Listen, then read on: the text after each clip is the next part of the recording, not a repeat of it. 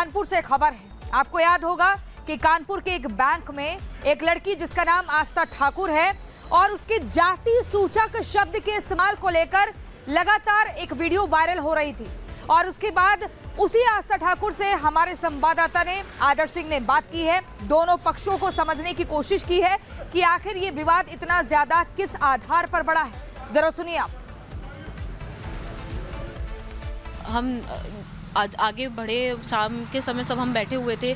लोगों ने अचानक से उनके हस्बैंड ब्रांच में घुस आए। ब्रांच में घुसते ही उनके हस्बैंड ने आके पूछा सबसे पहले कि जाति क्या है, जी किस बात का अकड़ है, कौन अकड़ दिखा रहा है।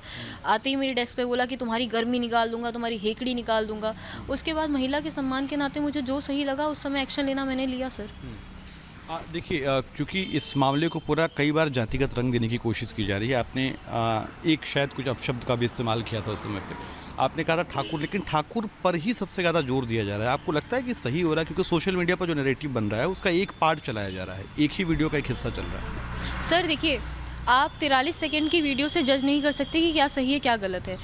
उस 43 सेकंड की वीडियो जब स्टार्ट होती है तो आप देखेंगे कि कोई व्यक्ति कुछ कहते कहते अचानक से रुक गया है। उसके बाद मेरा रिएक्शन है वो पोस्ट किया गया है।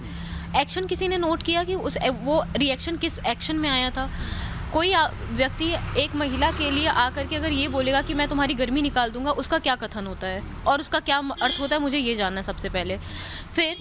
फिर उसके बाद आप ये मुझसे उम्मीद कर रहे हो कि आप जब जाति पूछ रहे हो तो मैं जाति ही बताऊंगी। सर, आपने मुझसे मेरा नाम पूछा होता तो मैं नाम बता रही होती, पर आपने मुझसे मेरी जाति पूछी है तो मैं जाति ही बताऊंगी।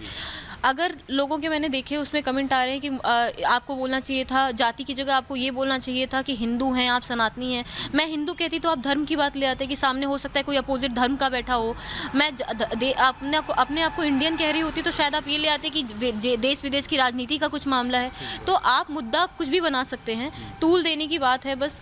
इसका जातिवाद से कोई लेना देना नहीं है। सामने भी जो है वो ब्राह्मण है और हम ब्राह्मण का सम्मान करते हैं।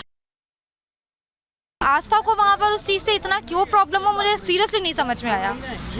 उन्होंने इस बात को ये चीज़ इतना बढ़ा दिया। पूरा दिन मेरे नंद वहाँ पे बैठी रही, पूरा दिन उनको टॉन्ट करती रही। ये मेरे लेवल के नहीं है, मैं अपने लेवल के लोगों से बात करती हूँ। कैसे कैसे लोग ब्रांच में आ जाते हैं, ब्रांच से इनको हटाओ।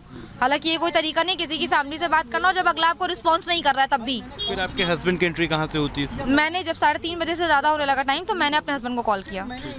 मैंने ये बात बोली कि यहाँ पे देर हो रही। मैंने उनको बताया कि ऐसा ऐसा हुआ है।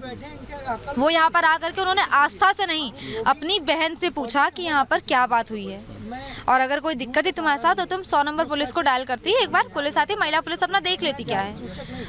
दूसरी चीज, उन्होंने इसके बाद शिवम सिंह से पूछा कि भाई क्या बात हो गई थी यहाँ पर। इस बात पर शिवम सिंह कोई रिप्लाई करते इससे पहले ही आस्था मैडम आकर के बोल रही है, बोल मैंने बोला था तो क्या कर लेगा, मैं ठाकुर हूँ, तेरी ऐसी की तैसी कर दूंगी साले। ये सब कुछ सबके सामने है, मैं यहीं ठोक दूंगी, ठोक पीट के बराबर कर दूंगी। वो कैमरा के सामने मेरे हस्बैंड को और मुझे धमकी दे रही है इस चीज़ के लिए कि मतलब हम बाहर नहीं निकल सकते घर पे। मेरे हस्बैंड को मैं अपने घर में छुपा के रख लूँ, वो अगर बाहर निकलेंगे तो उनको ठोक दिया जाएगा।